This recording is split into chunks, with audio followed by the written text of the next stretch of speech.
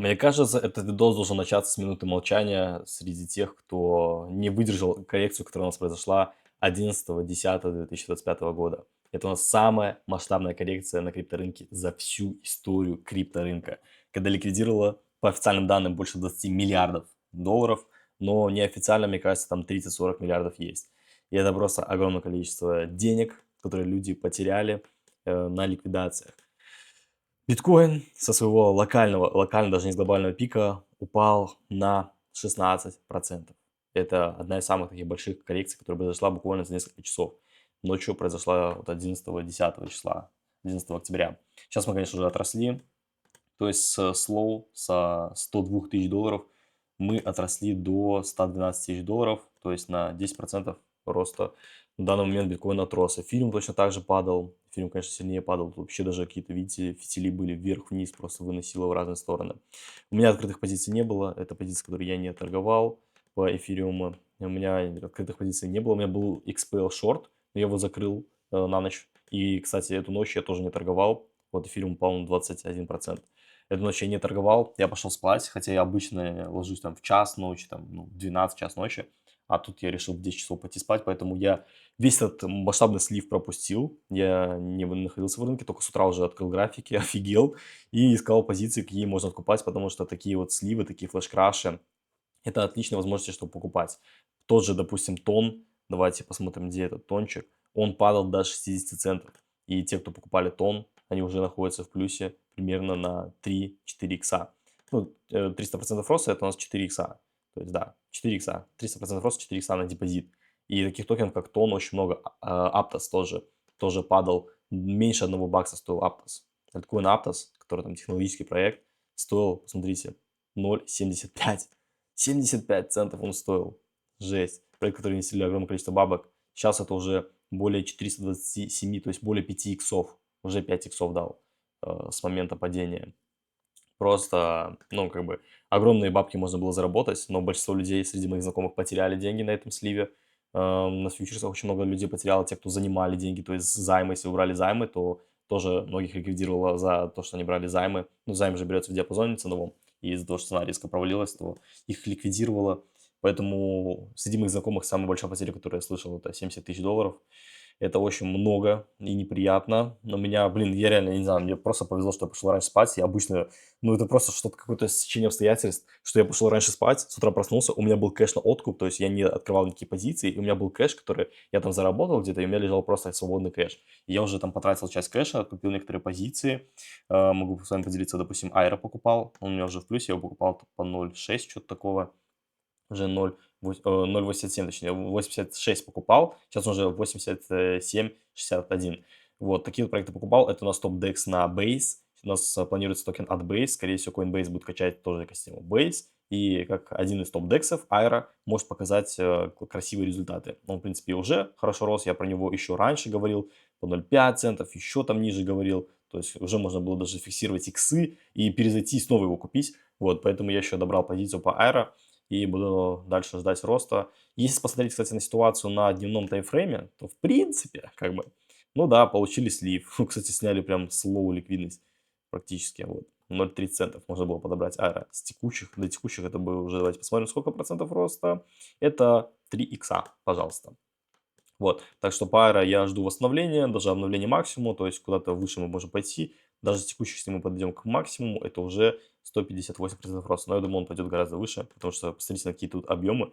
То есть, ну, токен максимально откупают, продвигают, DEX развивается, зарабатывает. Ну, и как бы токен от Coinbase будет выходить Base, экосистема Base, поэтому это на будущее, это не на здесь сейчас, это на будущее. Потом я, конечно же, прикупил себе эфириума. Эфириума, да, я купил себе. Потому что, кстати, позиция тоже была. Ну я про это рассказывал публично, на ютубе еще показывал. То, что вот вышли, обновили максимум, да, сейчас слились. Эфириум откупал, потому что тоже как бы твердые активы нужно покупать. Набрал себе в позицию иену взял. Иену взял, тоже вот хотел себе подобрать этот альткоин. Пока что очень слабо откупают, даже вот вниз сейчас даже идет. То есть вообще иену очень слабо откупают. И брал еще некоторые альткоины, я уже даже не помню какие. Вот, поэтому откупал некоторые позиции, плюс оставил кэш на возможный докуп, потому что у нас еще понедельник. и посмотрим, что у нас будет в понедельник, потому что в понедельник тоже можем пролиться. Можем даже подойти к лоу, либо к половине свечи этой подойти. Поэтому я еще оставил деньги на случай дальнейшего снижения, чтобы можно было еще закупиться. Я планирую докупать альткоины, которых у меня не было в портфеле, то есть какие-то новые токены добирать.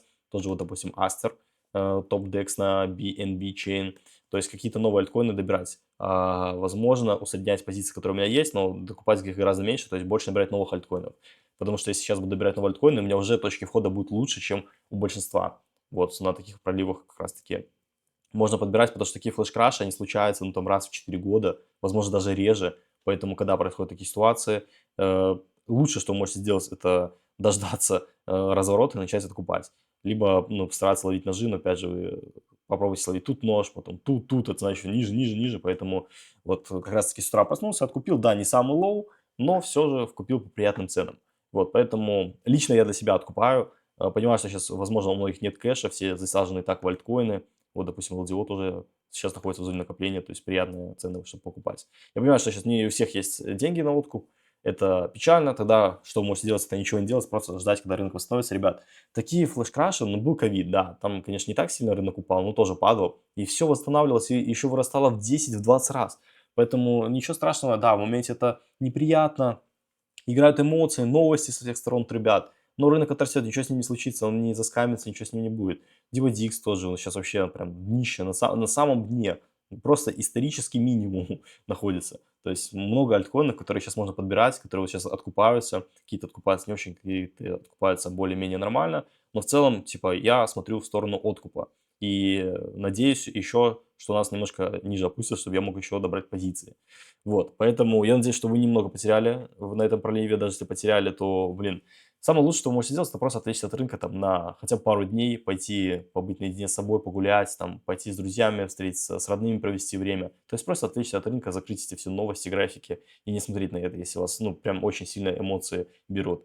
Лично для меня, я смотрю на это, мне просто, ну, фиолетово, потому что я столько проливов видел, мой портфель и вырастал очень сильно, и падал очень сильно. И у меня уже, ну, просто нет эмоций. И я просто решил запечатлеть этот момент исторически, что вот такой вот пролив произошел. Сейчас уже все, конечно же, откупаются. Но альткоины падали там на минус 70%, на минус 80%. Ну, он просто происходил, грубо говоря, скам альткоинов. Вот тот же пиксель, он там падал практически на минус 80%. То есть, но если смотреть реально на дневках, особенно смотрите на недельном графике, давайте посмотрим на 1 неделю, то, в принципе, ничего страшного не произошло. Ну, понятно, что пиксель просто в днище укатан. Ну, допустим, тот же биток, но мы по-прежнему находимся на хаях. То есть мы находимся на исторических максимумах, недалеко от них.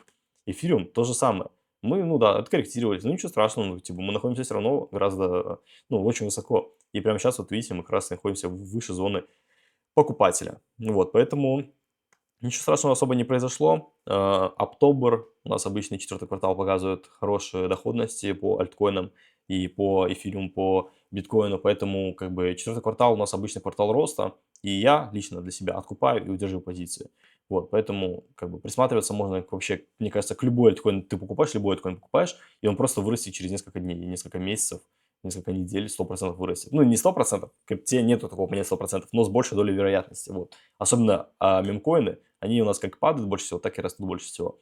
Мемкоинов ты тоже себе добрал. Я покупал себе биткоина, либо X10 POS, что-то так называется на Bybit. То есть этот мемкоин. И, кстати, посмотрите, как он себя чувствует на проливе. То есть он, ну, типа, даже не так сильно провалился, как другие альткоины. Вот, поэтому я вот как раз таки покупал, мы находимся в зоне накопления, поэтому взял вот этот вот мемкоин. Вот, также давайте пройдемся по новостям, потому что среди новостей тоже у нас есть и печальные, и, ну, в большей степени печальные новости. Первое, это что у нас произошли одни из самых больших ликвидаций. Опять же, как говорил SEO Bybit, что то, что показывает CoinGlass, это не полная статистика, гораздо больше ликвидаций, значительно, там, ну, в 2 раза, допустим, возьмем, 40 миллиардов людей просто ликвидировал на фьючерсах. Самая большая ликвидация, 203 миллиона долларов по эфириуму на Hyperliquid. Это просто огромные деньги. Ну, у нас был очень сильно перегрет фандинг, перегретые альткоины, у нас все топили за рост, и, ну, рано или поздно такой вот сброс должен был происходить. Вот, поэтому у меня позиция не была открыта, у меня вот я вчера открывал позицию по HXPL, вот эта позиция, я ее закрыл на ночь, и как бы все, я ее не тянул. Поэтому как бы я не заработал, я не потерял. Да, портфель просел, но как бы это ничего страшного, портфель отрастет. И у нас Трамп, как всегда, просто во всем винит. Кто виноват? Конечно же, Байден виноват. я там заключу лучшую сделку в истории крипты Сатоши Накамото. Короче, он вообще крыша поехал. Упали мы, потому что он ввел стопроцентные тарифы на Китай. При этом до этого он тоже вводил эти тарифы, потом эти тарифы отменялись, как бы ничего не происходило. А тут он опять их ввел, и рынок решил обвалиться. Как сказал Артур Хейс, я тоже публиковал, что по его данным причиной краха стала автоматическая ликвидация залогов. То есть вы, когда берете залог, вас ликвидируют и идет автоматическая типа продажа. И связано с кросс-маржинальными позициями на одной из крупнейших CEX. Соответственно, те, кто покупал эти дипы, он говорит, что, скорее всего, мы таких цен в ближайшее время не увидим. Вот, поэтому это, скорее всего, была, по моему мнению, это была именно запланированная манипуляция. Некоторые люди подбирали тон вот по 0,6, атом по 0, 3 нуля, 1. То есть, да, так проваливались. Посмотрите, очень сильно провалились. Аркхам проваливался меньше, ну, почти 10 центов стоил. Атом вот очень сильно провалился на Binance. ВБТХ тоже у нас очень сильно провалился, 500 баксов стоил, сейчас уже 4000 вернулся. То есть те, кто ставил лимитки, ну, руками очень было сложно такое откупить, но вот лимитками, в принципе, можно было попробовать откупить. И у нас есть печальные новости. Один из популярных украинских криптоблогеров застрелился, не пережил потери, его нашли в его Lamborghini Urus. Вот, поэтому, ребят, не все, даже профессиональные трейдеры не переживают такие потери. И, как я написал пост, что главное здоровье, пофиг на деньги, деньги заработаются. Главное здоровье, ребят. Поэтому берегите себя, свое здоровье, это самое главное. Реально, бабки заработаются, рынок отрастет, портфели отрастут, все будет хорошо. Поэтому, ребят, смотрим на это со стороны того, что рынок пролился, но мы еще свое заработаем. Такие вот крупные фитили откупа, то есть позиции не просто, знаете, там сейчас зафиксировал где-то здесь, их откупают.